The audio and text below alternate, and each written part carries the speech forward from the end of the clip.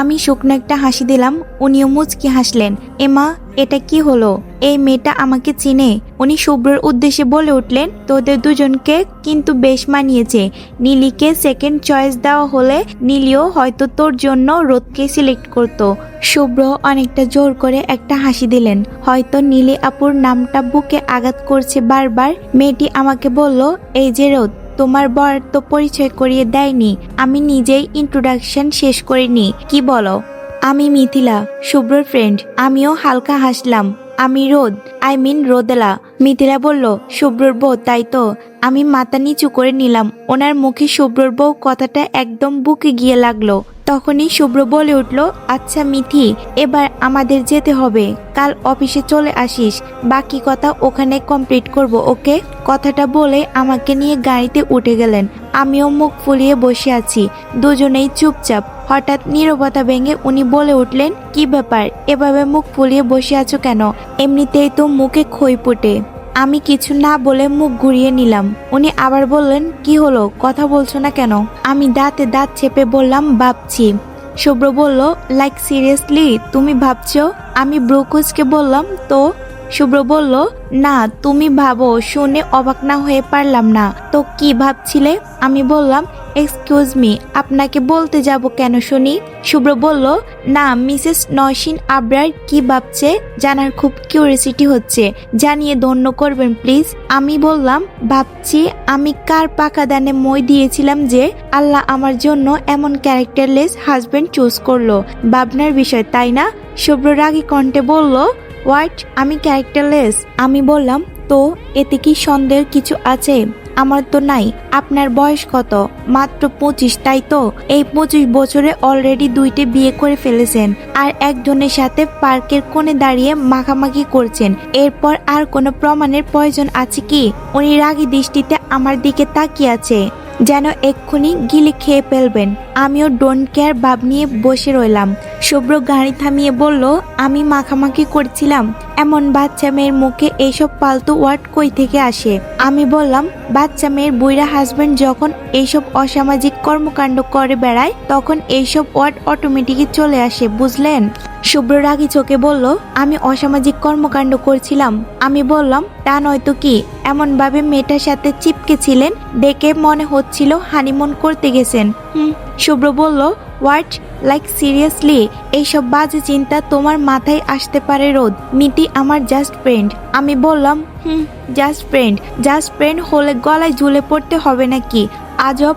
তাহলে আমিও কাল কোচিংয়ে গিয়ে আসিফের গলায় ঝুলে পড়বো। আসিফও তো আমার জাস্ট ফ্রেন্ড। শুভ্র বলল, হোয়াট, ঠাটিয়ে দিব একটা? আমার সাথে তোমার তুলনা? আমি বললাম, তুলনা হবে না কেন?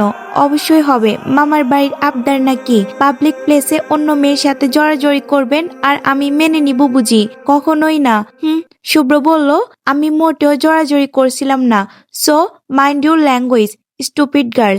শুভ্র আমার দিকে ব্রুকুজকে তাকিয়ে বলল, wait wait, are you jealous Rod? আমি বললাম, obviously I am jealous feel করছি। আর এটা এত মোড নিয়ে বলার কি আছে বুঝলাম না। মেয়েরা তো স্বামীকে ভালোবাসুক আর না বাসুক, পছন্দ করুক বা না করুক, তবুও তারা জেলাস ফিল করবেই। এটাই বাঙালি মেয়েদের নেচার। কবুল বলার সাথে সাথেই তাদের মধ্যে জেলাসির প্রকাশ ঘটে। সেই হিসাবে আমার জেলাস ফিল করাটা স্বাভাবিক।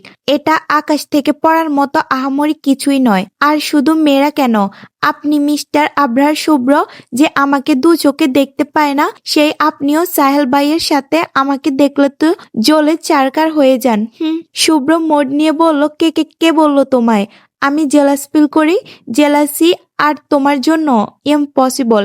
আমি বললাম, ওহ তাই নাকি? ওকে, সাহেল ভাইয়া কাল ওনার সাথে লং ড্রাইভে যাওয়ার জন্য রিকোয়েস্ট করছিল। ভাবছি কাল রাজি হয়ে যাব। সাহেল ভাইয়ের মতো ডেশিং আর কেয়ারিং একটা ছেলের সাথে লং ড্রাইভ, ভাবতেই খুশি খুশি লাগছে। শুভ্র দাঁতে দাঁত চেপে বলল, পা ভেঙে ঘরে বসিয়ে রাখবো, এত শখ লং ড্রাইভে যাওয়ার? আমি খুশি খুশি গলায় বললাম, পা চাইলে ভাঙতে পারেন, আমার জন্য আরো সুবিধা। শুভ্র অবাক হয়ে বলল, মানে?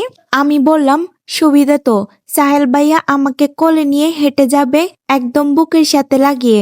ওনার শরীরের মাথার করার গ্রান আমার নাকে আসবে, আমি ওনার শার্ট বলার পরে শুভ্র চিৎকার করে বলে উঠল, শাট আপ। আমি বললাম, আরে আরে শুনুন তো। শুভ্র বলল, I said shut up, no more words. আমি বললাম, কেন কেন, কি সমস্যা? আপনি ওই মিথিলা টিথিলার সাথে ওইসব প্র্যাকটিক্যালি করতে পারবেন আর আমি বলতেও পারবো না? আমিও। শুভ্র বলল, চুপ, তুমি দেখোনি মিথি কিভাবে কাঁদছিল? মেয়েটা কতটা মানসিক চাপে আছে তোমার ধারণা আছে? মেয়েটার ডিভোর্স হয়ে গেছে। আর আমি বললাম, ও হো, কেমন চিপ গার্ল, নিজের ডিভোর্স হয়ে গেছে তো এসে গেছে অন্যের বয়ের উপর ঢাকা ঢালতে। শুভ্র আমাকে ধমক দিয়ে বলল, রোদ, তুমি যে এমন চিপ মানসিকতা ক্যারি করো আমার জানা ছিল না। তুমি জানো ও ঠিক কোন পরিস্থিতিতে দাঁড়িয়ে আছে? মেয়েটা সব ছেড়ে ছুড়ে যে মানুষটার হাত ধরে চলে আসছিল, আজ সেই মানুষটি মাঝ রাস্তায় তার হাত ছেড়ে দিয়ে অন্য একটা মেয়ের নেশায় মত্ত হয়ে পড়েছে। চি, ভাবতেও ঘৃণা হয় আমার। একটা মানুষ এতটা নিচ কি করে নামতে পারে? ভালোবাসা কি পুড়িয়ে যাওয়ার জিনিস যে সময় সাথে সাথে পিক হয়ে যাবে? ওই শালাকে হাতে পেলে আমি ওকে খুন করে ফেলতাম। নেহাত মিথি রিকোয়েস্ট করছে, নয়তো ওকে পুঁতে রেখে দিতাম। উনি রাগে পুষছেন, দু চোখ লাল হয়ে আছে। আমি ভয় আর খারাপ লাগা দুটো সংমিশ্রণে গড়া একটা অনুভূতি নিয়ে বসে আছি। সত্যি তো আপু খুবই ভয়ানক পরিস্থিতিতে আছেন। আর যাই হোক, ভালোবাসার মানুষটি থেকে ধোঁকা পাওয়ার মতো কষ্ট আর কিছু হতেই পারে না। লোকটাকে যদিও আমি চিনি না, তবুও ইচ্ছে হচ্ছে ওনার সাথে সাথে আমিও তাকে দু একটা কিল ঘুষি দিই। আমি ওনাকে জিজ্ঞেস করলাম, আচ্ছা ওনার বাবা মা কোথায়? শুভ্র বলল, নেই। আমি বিস্ফারিত চোখে ওনার দিকে তাকালাম। নেই মানে? শুভ্র বলে, মিথি ওর বাবা মার অমতে বাড়ি ছেড়ে চলে আসে। শেষ বয়সের একমাত্র মেয়ে ছিল মিথি, খুবই ভালোবাসতেন। তাই হয়তো ধাক্কাটা সামলাতে পারেননি, সেই দিনই হার্ট অ্যাটাক করে মারা যান ওর বাবা। তার 6 মাস পরেই মিথির মা। মিথি বড্ড অন্যায় করে ফেলেছে, তাই হয়তো শাস্তি পাচ্ছে। আমি একটা দীর্ঘশ্বাস ফেললাম। এই মুহূর্তে কে দোষী আর কে নির্দোষ ভাবতে ইচ্ছে করছে না, তাই চুপচাপ গাড়ির সিটে গা এলিয়ে দিয়ে চোখ বুজে নিলাম। উনি আবারও বলে উঠলেন, কাল রাত যখন ব্যাপারটা জানতে পারলাম তখন ভীষণ ধাক্কা খেয়েছিলাম। মিথি ফ্যাগনেটও জেনেছি, সেম অন দ্যাট গাই। তাই তোমাকে বেশি করে পড়তে বলছি। তোমাকে নিজের পায়ে দাঁড়াতে হবে, সেলফ ডিপেন্ডেন্ট হতে হবে। পড়াশোনাটা ছেলেদের থেকে মেয়েদের আরো বেশি প্রয়োজন। আমি চাই না তুমি কখনো এমন পরিস্থিতিতে পড়ো। আমি ওনার দিকে অবাক চোখে তাকালাম। এই লোকটার মাথায় তাহলে ভালো চিন্তা আছে। বাহ, শুনে শান্তি পেলাম। তাহলে এই জন্যই বুঝি উনি কাল রাতে আমার উপর বই খাতার চর্চা চালিয়েছেন। জামাই আমার এতটাও খারাপ না। ওনার গালে একটা কিস দিতে ইচ্ছে করছে। উনি সামনের দিকে এক দৃষ্টিতে তাকিয়ে আছে, হয়তো কিছু ভাবছে। আমি ধীরে ধীরে ড্রাইভিং সিটের দিকে এগিয়ে গেলাম। ওনার খুব কাছাকাছি বসে আছি। ওনার গালে একটা মিষ্টি চুমু এঁকে দেওয়ার আশায় মুখটা এগিয়ে নিয়ে উনি আমার দিকে ফিরে তাকালেন। আর আমার ঠোঁট গিয়ে পৌঁছালো ওনার ঠোঁটের উপর। আমি এতটাও আশা করিনি। আনএক্সপেক্টেড এই ব্যাপারটাতে আমরা দুজনেই চোখ বেরিয়ে আসার উপক্রম। অবাকের মাত্রা এত বেশি ছিল যে দুজনেই ঠোঁট যে এখনো একে অপরের ছোঁয়ায় আছে সেদিকে খেয়ালই নেই। কিছুক্ষণ পর পরিস্থিতিটা বুঝতে পেরে আমাকে ধাক্কা দিয়ে সরিয়ে দিয়ে উনি রাগী চোখে তাকালো। আমি অসহায় দৃষ্টিতে একবার ওনার দিকে তাকিয়ে চোখ নামিয়ে নিলাম। আজকে নিশ্চয় উনি আমাকে কাঁচা চিবিয়ে খাবেন। ব্যাপারটা কি বিশ্রী, ভাবতেই কান্না পাচ্ছে। এইদিকে উনি রাগী দৃষ্টিতে তাকিয়ে আছেন। উনি কিছু বলতে যাবেন, তার আগে আমি কাঁদো কাঁদো কণ্ঠে বলে উঠলাম, দেখুন এবার আমাকে বকলে আমি কান্না করে দিব। আমি মোটেও ইচ্ছা করে এমনটা করিনি। আপনি তো হঠাৎ করে আমার দিকে ফিরে তাকালেন, নয়তো এমনটা কখনোই হতো না। আমি তো জাস্ট ওই পাশের দোকানের নামটা দেখার জন্য এগিয়ে গিয়েছিলাম। নার্ভাসনেসে কি বলতে যে কি বলছি আল্লাহ জানে। তবে কাজ হয়েছে সেই অনেক। উনি আর কিছু বলেননি, দাঁত কটমট করতে করতে গাড়ি স্টার্ট দিলেন। আমিও হাঁপ ছেড়ে বাঁচলাম। ওনার সাথে বিয়ে হওয়ার জীবনটা মরুভূমি হয়ে গেছে। মাঝখানে মরীচিকার দেখা মিললেও ওনার রাগী চোখের তাপে ওগুলো হাওয়া হয়ে যায়। ধ্যাত, রাত 12টা বাজে। আমি ড্রয়িং রুমে দাঁড়িয়ে আছি, শুধু শুধু দাঁড়িয়ে আছি। ব্যাপারটা মোটেও তেমন না। আমি আসলে শুভ্রকে খুঁজছি। আমাকে পড়তে দিয়ে সেই 11টায় রুম থেকে বেরিয়েছেন আর এখন বাজে 12টা। গত 1 ঘন্টা ধরে মানুষটা হাওয়া। বাড়ির প্রতিটি ঘর চেক করেও ওনার টিকিটের সন্ধান না পেয়ে এখানে এসে দাঁড়িয়েছি। হঠাৎ মামানিকে দেখতে পেলাম। একটা ট্রেতে 3 কাপ কফি আর কিছু হালকা খাবার নিয়ে সিঁড়ির দিকে এগোচ্ছে। ব্যাপার কি, সবার ডিনার কমপ্লিট, এখন এসব কে খাবে? আর কিছু না ভেবে মামানির কাছে চলে গেলাম, যদি শুভ্রর কোনো খবর পাওয়া যায়। গিয়ে মামানিকে জিজ্ঞেস করলাম, মামানি এইসব কার জন্য গো?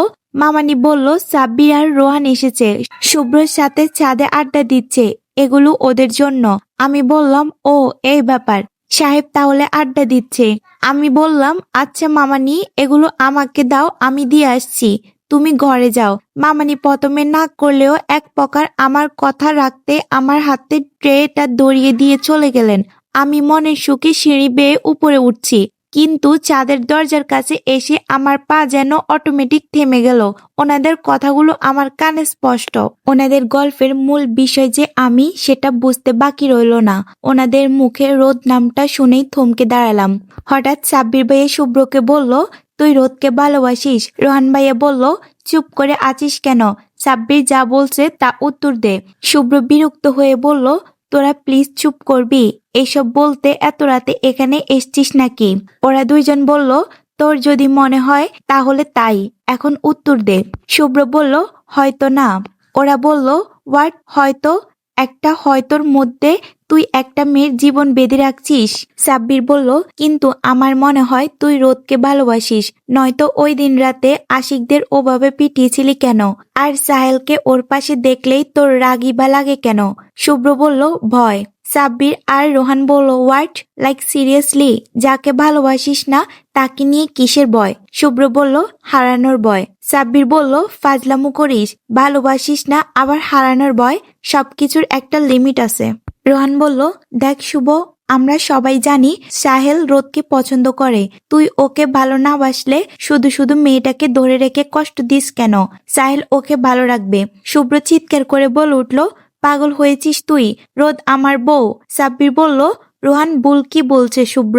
ওকে ভালোবাসিস না, স্ত্রী হিসেবে পুরোপুরি মানতেও পারছিস না, আবার হারানোর ভয়ও পাস, এইসব কি?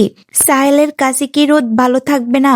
শুভ্র বলল, না থাকবে না, কারণ আমি থাকতে দিব না। সাব্বির বলল, কিন্তু কেন? শুভ্র বলল, ওকে আমার প্রয়োজন, ওকে ছাড়া আমার চলবে না। রোহান ও সাব্বির বলল, মানে কি? খুলে বলবি প্লিজ? ভালোবাসিস না আবার বলছিস প্রয়োজন? বলদ মনে হয় আমাদের। শুভ্র বলল, যা সত্যি তাই বলছি। তোরা তো জানিস নীলি মারা যাওয়ার পর আমি কতটা ডিপ্রেশনে চলে গিয়েছিলাম। 3 মাসে 7-8টা বার সুইসাইড করতে গিয়েছি, হয়তো আরো করতাম, কিন্তু তোদের জন্য হয়ে উঠিনি। আমার অবস্থা কেমন হয়েছিল তা হয়তো তোরাই ভালোই জানিস। আমার সিচুয়েশনটা হয়তো তোরা বুঝতে পারতি, বাট আমার মনের অবস্থাটা প্রতিটা মুহূর্তে দম বন্ধ হয়ে আসতো। নীলের কথা মনে পড়তেই নিজেকে শেষ করে দিতে মন চাইতো। যেই মেয়েটাকে একদিন না দেখলে পাগলামো শুরু করতাম, সেই মেয়েটাকে নিজ হাতে মাটি চাপা দিয়েছি, ভাবতেই শ্বাস বন্ধ হয়ে আসতো। তখন মরে যাওয়াটাই আমার কাছে সবচেয়ে বেশি শান্তির মনে হতো। কেউ শখ করে সুসাইড করে না। কতটা কষ্ট বুকে চেপে রেখে এই ডিসিশন নিই সেটা আমি বুঝতে পারি প্রতি মুহূর্তে।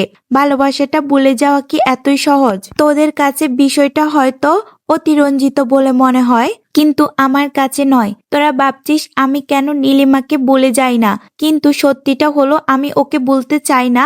আরে নীলি কি ওকে ভুলে যাওয়ার জন্য আমাকে ভালোবাসছিল?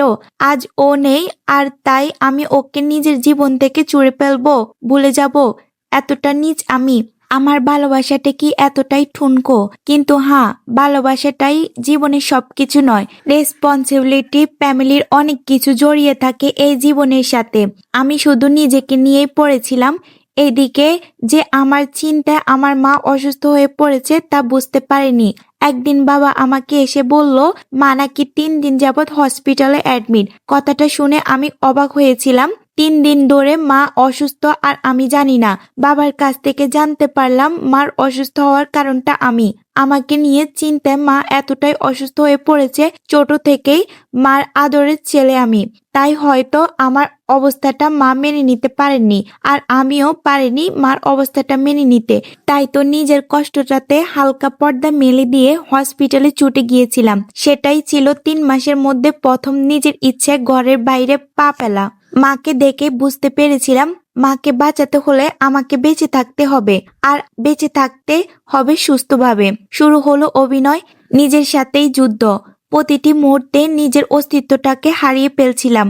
হঠাৎ করেই বাবা ভাইয়ের বিয়ে ঠিক করলো।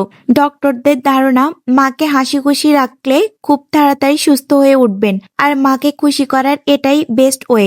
ভাইয়ের বিয়ের দিন হঠাৎ বাবা ডেকে বললেন রোদকে বিয়ে করতে হবে। কথাটা শুনে আমি চরম লেভেলের অবাক হয়েছি। ওই বাচ্চা মেয়েটাকে নাকি বিয়ে করব? পাগল নাকি বাবা? আমি শুধু নীলিকে ভালোবাসি, শুধু শুধু কেন মেয়েটার জীবন নষ্ট করতে যাব? কিন্তু সেই দিন আমার যুক্তিটা ব্যর্থ হলো মার করুণ চাউনিতে। বাবার এক কথা, রোদের মাঝে মার ছায়া আছে, রোদই নাকি পারবে নীলিকে বুলিয়ে দিতে। কথাটা শুনে প্রচন্ড রাগ লাগছিল। ওরা কেন বুঝতে পারছে না যে আমি নীলিকে বলতে চাই না? ভেবেছিলাম রোদ হয়তো রাজি হবে না, কারণ ও তো জানে আমি নীলিকে কতটা ভালোবাসি। কিন্তু এবার নিরাশ হতে হলো আমাকে। রোদ বিয়েটা করেই নিল। আমি বললাম ওয়েট, আপনি একটা কাজ করেন, সবগুলো কাগজে লিখে দেন, আমি মুখস্থ করে নিব।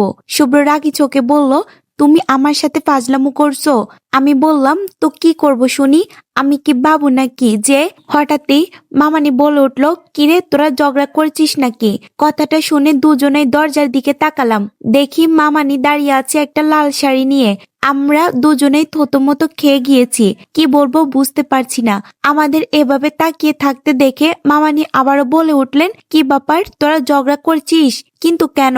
আমি বললাম আমি মোটেও ঝগড়া করছি না, সব দোষ তোমার ছেলের, উনি আমাকে কিছুতেই যেতে দিচ্ছেন না। মামানি রাগী গলায় বলল শুভ্র তুই ওকে যেতে দিচ্ছিস না কেন? শুভ্র বলল আমি মানা করছি নাকি, নিয়ে যাচ্ছ যাও, কিন্তু তোমার গুণধর ভাইপোকে বলে দিও আমার বউয়ের থেকে দূরে থাকতে। উল্টাপাল্টা কিছু করলে আমার থেকে খারাপ কেউ হবে না। বলেই রেগে বেরিয়ে গেলেন। মামানি কিছুক্ষণ সেদিকে তাকিয়ে থেকে আমার দিকে তাকালেন, মনে হচ্ছে অবাক হয়েছেন। হওয়ারই কথা, আমিও নিজেও চরম লেভেলের অবাক হয়েছি। ওনার মতিগতি কিছুই বুঝতে পারি না, তবে ওনার বলা আমার বউ কথাটা শুনে যেন প্রচন্ড আনন্দ লাগছে। মামানি আমার কাছে এসে বললেন বাহ রোদ, আমার ছেলে তো তোকে নিয়ে খুবই ইনসিকিউর ফিল করছে, প্রেম চলছে নাকি? মামানির মুখে এমন কথা শুনে আমি আরো অবাক হলাম। ছেলের বউয়ের সাথে কোনো শাশুড়িকে এভাবে কথা বলতে আমি আগে কখনো দেখিনি। আমাকে মাথা নিচু করে থাকতে দেখে উনি আবার বলে উঠলেন হচ্ছে, আর লজ্জা পেতে হবে না। এই নেই শাড়িটা পরে ঝটপট তৈরি হয়ে নিচে চলে আয়। শাড়িটা বেশ সুন্দর, এমনিতেও লাল আমার ফেভারিট রং, আর আমার মা বলে আমার গায়ে নাকি লাল রংটা বেশ মানায়। সুন্দর করে শাড়িটা পরে আয়নার সামনে দাঁড়িয়ে নিজেই অবাক হলাম, কি অসম্ভব সুন্দর লাগছে আমায়। হায়, ইচ্ছা করছে নিজেই নিজের প্রেমে পড়ে যাই। নিচ থেকে মামানির কণ্ঠে বেশি আশায় ঝটপট রেডি হয়ে নিচে নেমে এলাম। নিচে নেমেই যেন বোকা বনে গেলাম। সবাই আমার দিকে হা করে তাকিয়ে আছে, ইভেন শুভ্রও। নীরবতা ভেঙে মামানি বলে উঠল মাশাল্লাহ, খুব সুন্দর লাগছে। আজ আমার ছেলের বোর থেকে কারো নজরই সরবে না। মামও একই কথা বললেন। আমিও লজ্জা মাখা হাসি দিয়ে মামানির সাথে দরজার দিকে পা বাড়াতেই কেউ একজন হাত টেনে ধরলো। পিছনে তাকিয়ে দেখি শুভ্র চোখ দুটোতে রাগের আগুন জ্বালিয়ে আমার হাত ধরে দাঁড়িয়ে আছেন। আমি কিছু বুঝতে না পেরে প্রশ্নবোধক দৃষ্টিতে ওনার দিকে তাকালাম। ঠিক তখনই উনি বলে উঠলেন শাড়িটা চেঞ্জ করো, তারপর যাও। আমি অবাক হয়ে বললাম কেন? শুভ্র বলল এই শাড়িতে তোমাকে ভালো লাগছে না, আর এত সেজেছো কেন, পেতনি লাগছে, এগুলো ক্লিন করো তারপর যাবে। মামানি বলল শুভ্র ওকে যথেষ্ট সুন্দর লাগছে, তোকে আর মাথা বড়ি করতে হবে না, চার ওকে। মামুনিকে বলে আমিও বেরিয়ে পড়লাম কোচিং এর উদ্দেশ্যে। মাঝপথে গিয়ে আমার চোখ চকর গাছ। রাস্তার পাশে রেস্টুরেন্টে বসে আছে শুভ্র, পাশে একটা মেয়ে। মেয়েটাকে চিনতে আমার খুব বেশি কষ্ট হলো না। এই সেই তিতালাও, আই মিন মিথিলা। শুভ্র তাকে কিছু একটা বলছে আর মিথিলা শুভ্রর হাত চেপে ধরে বসে আছে। ব্যাপারটা দেখে মেজাজটাই খারাপ হয়ে গেল। এটাই ওনার ইম্পর্টেন্ট মিটিং, যার জন্য আমাকে ড্রপ করার টাইম তার হলো না। আমার থেকে এই মেয়েটা ওনার কাছে বেশি ইম্পর্টেন্ট হবেই না বা কেন? আমার তো মনে হয় আমি ছাড়া এই পৃথিবীর সবাই ওনার কাছে ইম্পর্টেন্ট। আমার থাকা না থাকা আসলে কি ওনার বিন্দু পরিমাণ ভাবায়? আমার তো মনে হয় না। মাথা ব্যথা আবারও নিজের অস্বস্তি জানান দিচ্ছে। ইচ্ছে করছে দুজনের মাথা জুড়ে ঠুসে একটা দিই। আমি ড্রাইভার চাচাকে বললাম, চাচা গাড়ি ঘুরান, বাসায় যাব। উনি বলল, কেন মা, কোচিং এ যাবে না? আমি বললাম, না চাচা, শরীরটা ভালো লাগছে না, বাসায় যাব। উনি বললেন, আচ্ছা মা। বাড়ির দরজায় পা দিতে মামানি হাজির, তার চোখে মুখে আনন্দের বহিঃপ্রকাশ স্পষ্ট। আমাকে দেখেই অবাক হয়ে জিজ্ঞেস করলেন, কিরে চলে এলি যে? আমি বললাম, ভালো লাগছিল না, তাই চলে এলাম, একটু ফ্রি স্পেস দরকার, আই এম বোর।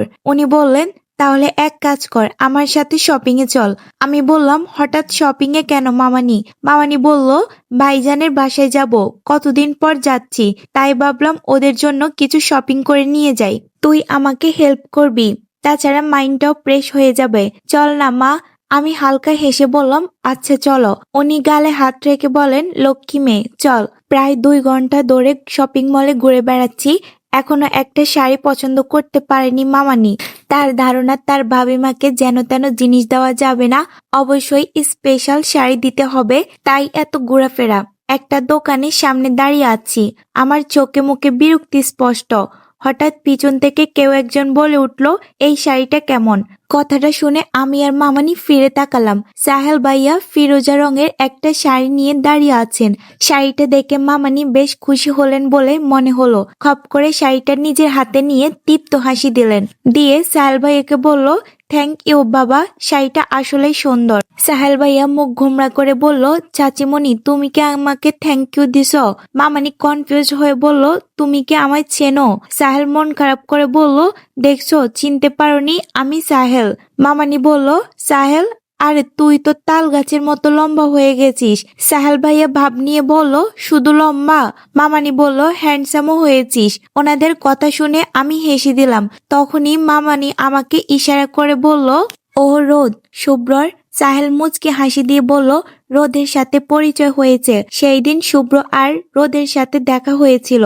মামানি বলল, ও তাহলে তো ভালোই, চল এবার আমায় হেল্প করবি। সাহেল বলল, আচ্ছা চলো। সাহেল বেশ মজার মানুষ, পুরোটা সময় আমাকে আর মামানিকে হাসিয়েছে। একদম লাঞ্চ করে তবে বাসায় ফিরেছে। সাহেল মামানিকে একটা শাড়ি গিফট করেছে, আমাকেও দিতে চেয়েছিল, বাট আমি নেই নাই। কিন্তু গাড়ি থেকে নামার সময় সাহেল এক প্রকার জোর করে হাতে একটা গিফট বক্স ধরিয়ে দিয়েছে। মামানি নিতে বলায় আমিও আর মানা করিনি। গিফট বক্সে খুলে বেশ অবাক হলাম। বক্সে খুবই সুন্দর একটা পায়েল, একদম নিউ কালেকশন। সারাদিনে ঘোরাঘুরিতে একদম টায়ার্ড হয়ে পড়েছি। বিছানার উপর ওনার ফোনটা পড়ে থাকতে দেখে আমার ফোনের কথা মনে পড়লো। সারাদিন একবারও চেক করা হয়নি। ব্যাগ খুঁজে ফোন বের করেই চরম অবাক হলাম। এটা আননোন নাম্বার থেকে 64 বার মিস কল। কার এত দরকার পড়লো যে এতবার কল দিয়েছে? এসব ভাবতে ভাবতে ফোন আর গিফট বক্স বিছানার উপর রেখে ফ্রেশ হতে চলে গেলাম। ওয়াশরুম থেকে বের হয়ে আবারও অবাক হতে বাধ্য হলাম। বিছানায় রাখা আমার পায়েলটা পুঁতি পাথর সব ঘরের মধ্যে চিটিচান হয়ে পড়ে আছে। আমার ফোনটাও সেম অবস্থা। ফ্লোর থেকে চোখ উঠিয়ে উপরে তাকাতেই মেজাজটা গরম হয়ে গেল। শুভ্র চোপায় বসে খুব মনোযোগ দিয়ে ল্যাপটপে কাজ করে চলেছে। আমার আর বুঝতে বাকি রইল না যে কাজটা কার। ওনার সামনে কোমরে হাত রেখে দাঁড়িয়ে রাগী কণ্ঠে জিজ্ঞেস করলাম, এইসব কে করেছে? শুভ্র ল্যাপটপের দিকে তাকিয়ে বলল, আমি কিভাবে জানবো? আমি বললাম, ন্যাকামো করবেন না, আমি জানি এইসব আপনি করছেন। শুভ্র বলল, তো? আমি বললাম, তো মানে এসবের মানে কি? শুভ্র বলল, করেছি, বেশ করেছি। আমি বললাম, বেশ করেছেন মানেটা কি? আমি যেহেতু আপনার কোনো জিনিসে টাচ করি না, আপনারও উচিত আমার কোনো জিনিসে টাচ না করা। আমি আপনাকে সেই অধিকার দেই নাই। আমার কথাটা শুনেই ওনার চোখ দুটো লাল বর্ণ ধারণ করলো। হুট করে দাঁড়িয়ে আমাকে শক্ত করে নিজের সাথে চেপে ধরলেন। মনে হচ্ছে আমার হাড্ডি মাংস এক হয়ে যেতে বেশি দেরি নাই। শুভ্র দাঁতে দাঁত চেপে বলল, আমাকে অধিকার দাওনি তো কাকে দিয়েছো? সাহেলকে। আমি বললাম, বাজে কথা বন্ধ করুন, ছাড়ুন আমাকে। শুভ্র আরো জোর করে চেপে ধরে বলল, কেন ছাড়বো? হ্যাঁ, আমার টাকা নাই নাকি আমার কিনে দেওয়ার সামর্থ্য নাই যে সাহেল থেকে তোমার জিনিস নিতে হবে? নাকি ওর দেওয়া জিনিসে মধু আছে? আমি চিৎকার করে বললাম, থাকলে আপনার কি? উনি জিনিসটা মন থেকে ভালোবেসে দিয়েছেন, মধু তো থাকবেই। আর আপনার দাওয়াতে থাকে শুধু দায়বদ্ধতা। ছাড়ুন আমাকে। শুভ্র রাগী চোখে বলল, তাই ভালোবাসা? এত ভালোবাসা? ওর ভালোবাসায় ডুবে গিয়ে বুঝি আমার ফোন রিসিভ করার টাইমও পাওনি? হ্যাঁ। আমি বললাম, আপনার যা মনে হয় তাই ভাবতে পারেন, আই ডোন্ট কেয়ার।